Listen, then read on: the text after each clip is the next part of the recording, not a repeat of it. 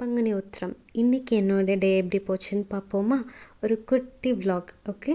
So morning எழுந்திரிச்சு வீடெல்லாம் ஃபுல்லாக க்ளீன் பண்ணிவிட்டு அதுக்கப்புறம் கோலம் போட்டுட்டு அதுக்கப்புறம் சாமி கும்பிட்டாச்சு. ஸோ எல்லோரும் இன்றைக்கி திருச்செந்தூர், திருப்பரங்குன்றம், பழனி எல்லா இடத்துக்கும் போயிருப்பீங்க. ஸோ நாங்கள் பெங்களூரில் இருக்கனால நாங்கள் பெங்களூரில் பக்கத்தில் இருக்க கோயிலுக்கு தான் போயிட்டு வந்தோம்.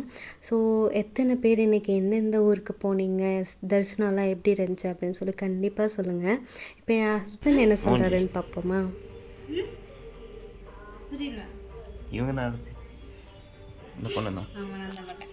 ஆமாங்க, நான் தான் கோலம் போட்டேன் அப்படின்னு சொல்லிட்டு நானும் உள்ளே வந்துட்டேன்.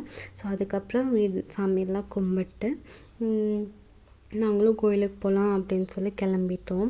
ஸோ நாங்கள் எப்பவும் போகிற கோயிலுக்கு தான் போனோம். ஆனால் இன்றைக்கின்னு பார்த்து கோயில் க்ளோஸ் பண்ணியிருந்தாங்க. சரி ஓகே அப்படின்னு சொல்லிட்டு நாங்கள் எப்போவுமே சிவன் கோயிலுக்கு போவோம் இங்கே. ஸோ அங்கே வந்து முருகர் இருப்பார். ஸோ அதனால நாங்கள் அந்த கோயிலுக்கு போயிருந்தோம். ஸோ எப்போவுமே நமக்கு ஒரு தடங்கல் வருதுன்னா கண்டிப்பாக அது பின்னாடி ஒரு நல்ல விஷயத்துக்காக தான் இருக்கும். கண்டிப்பாக நீங்களும் நம்புங்க. இதை நான் எப்போவுமே நம்புகிற ஒரே விஷயம். என்னோட favourite quote, everything happens for a reason. ஒரு குட் ரீசன் கூட வச்சுக்கலாமே. ஸோ என்னென்னா, நாங்கள் இன்றைக்கி சிவன் கோயிலுக்கு போயிருந்தோம் இல்லையா. ஸோ அங்கே வந்து எனக்கு தேர் செம்ம கூட்டமாக இருந்துச்சு. செம்மையாக அலங்காரம் பண்ணியிருந்தாங்க. தேரும் சூப்பராக இருந்தது. ஸோ கண்டிப்பாக இங்கே பெங்களூரில் எனக்கு ரொம்ப பிடிச்ச விஷயம் என்னென்னா, தேர் செம்மையாக அலங்காரம் பண்ணியிருப்பாங்க. தேரப்போ நம்ம எந்த கோயிலுக்கு வேணால் போகலாம், அவ்வளோ அழகாக இருக்கும். அதே மாதிரி கோயிலும் அழகாக செம்மையாக பூலேயே அலங்காரம் பண்ணியிருந்தாங்க. எங்கள் அம்மா எப்போவுமே சொல்லிகிட்டே இருப்பாங்க, பெங்களூரில் ஒரு பூக்கடை போட்டால் போதும், செம்மையாக சம்பாதிக்கலாம் அப்படின்னு சொல்லிட்டு.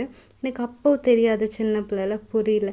பட் இங்கே வந்ததுக்கப்புறம் தான் எனக்கு ரொம்ப புரியுது. ஏன்னா ஃபுல்லாக பூ தான், அலங்காரம் தான், செம்மையாக இருந்தது. அதுக்கப்புறம் ஃபுல்லாக சாமி கும்பிட்டு நல்ல தரிசனம் பார்த்துட்டு அதுக்கப்புறம் நல்லா ஒரு 4 ஃபோட்டோ எடுத்துகிட்டு கிளம்பிட்டோம்.